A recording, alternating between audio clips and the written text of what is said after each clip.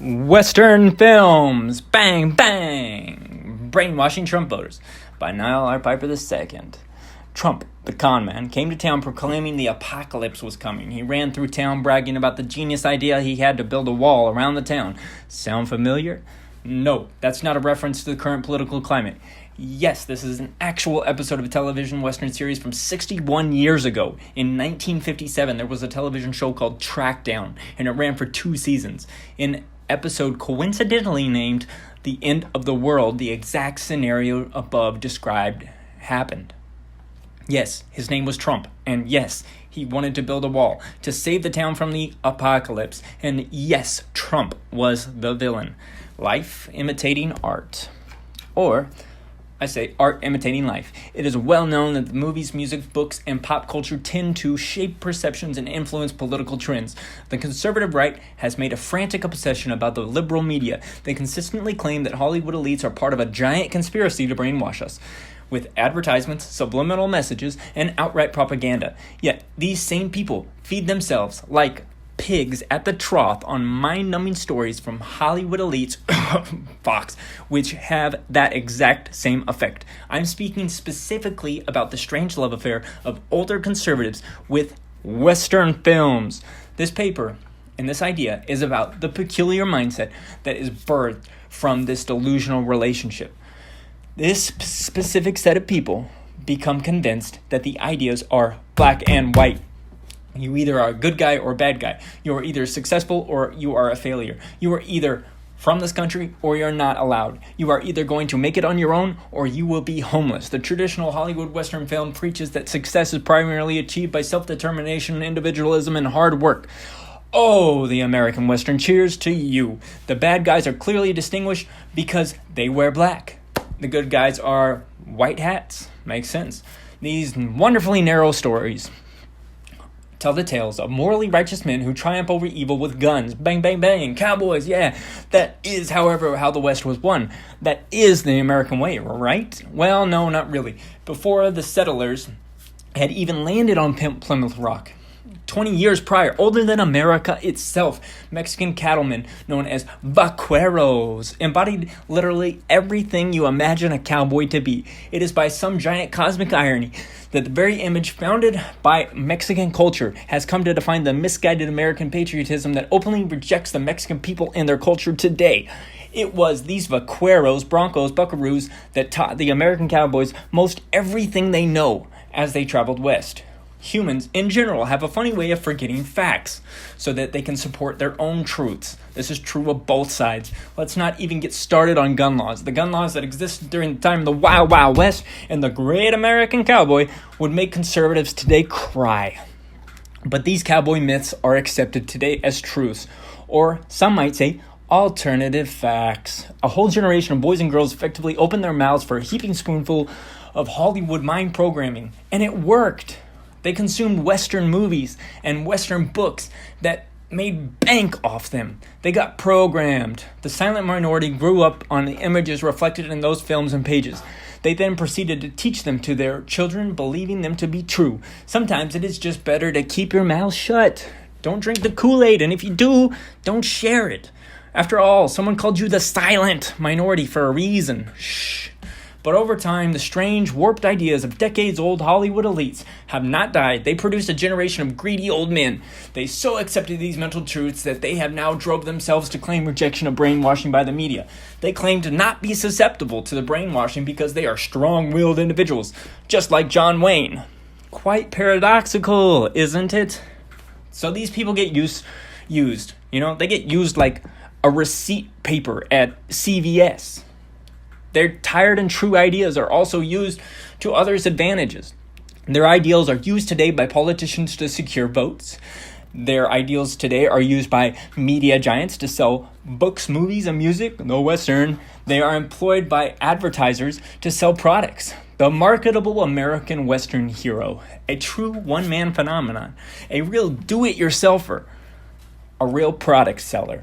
The American hero was the product that the Western films sold. American Western films told stories that taught you if you worked hard, your individualistic drive would be enough for you to succeed.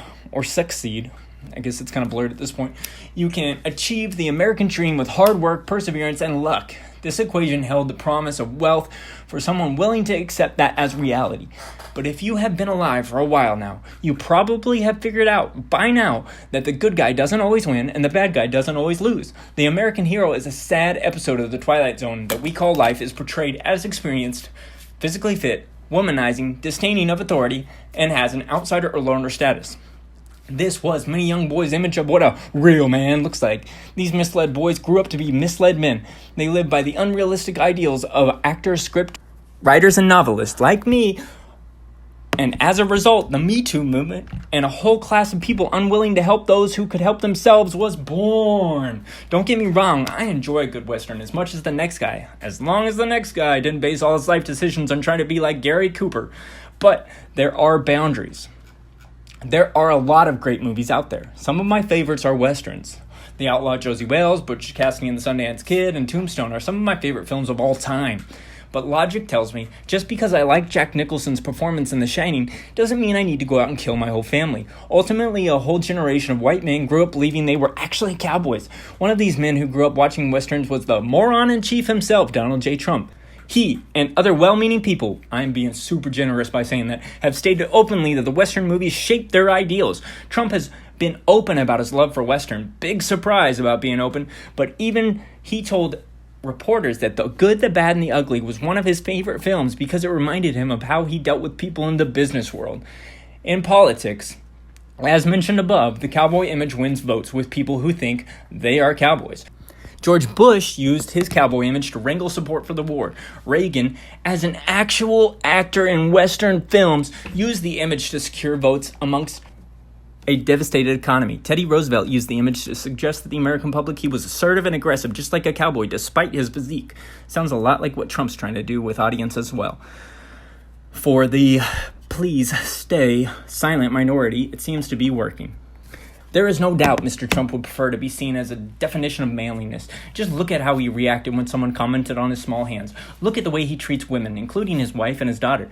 And with the forward movement of feminization and equal rights, some feel as though it is a threat to manliness. Also known as the American Golden Idol, manliness is not what this country was founded on, but it is what people have registered in their mind as important.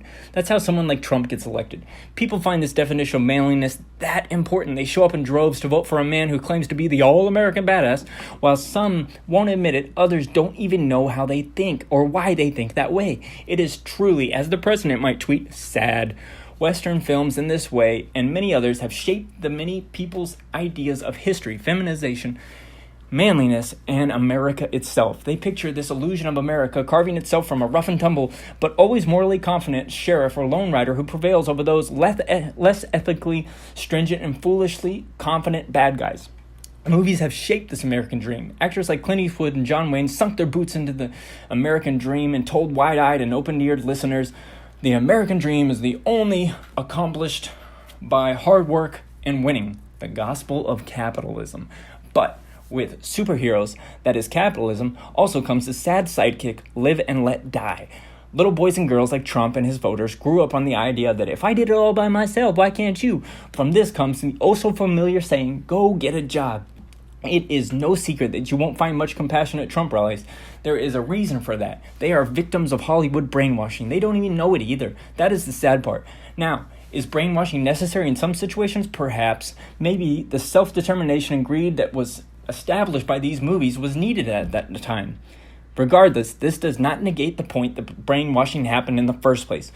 But now we are in a different people. We are in a different place. We are in need of something more evolved because we are more evolved.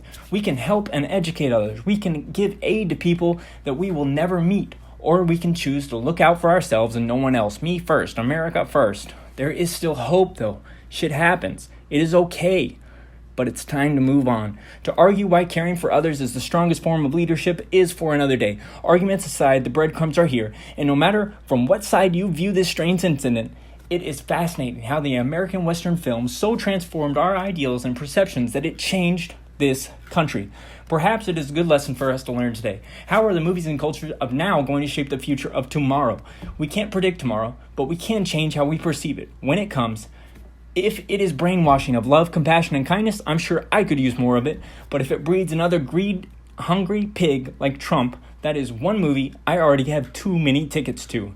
If you are wondering what happened in the end of the world trackdown episode that I mentioned at the beginning of this, the town folk know Trump is screwing them over. But they can't prove it. So the sheriff arrests Trump for stealing something that he didn't steal. The town decides he deserves to go to jail because of what he was trying to do in the first place. They threw him in jail. Luckily, they avoided a bad fate. For our sake, I hope life continues imitating art. Hey, everybody. Thanks for listening. You know me from Free Blues and American Soul, and you also know me from The Demonic Virtue. I'm a writer. Read quality, read not Piper. But I put this on here because we need to act now, ACT. Look at both sides of the issue so you know what you want. And then call your representative and tell them what is going to get your vote and what is not going to get your vote. And when it comes time, vote. Make sure you vote. It matters. Signing out.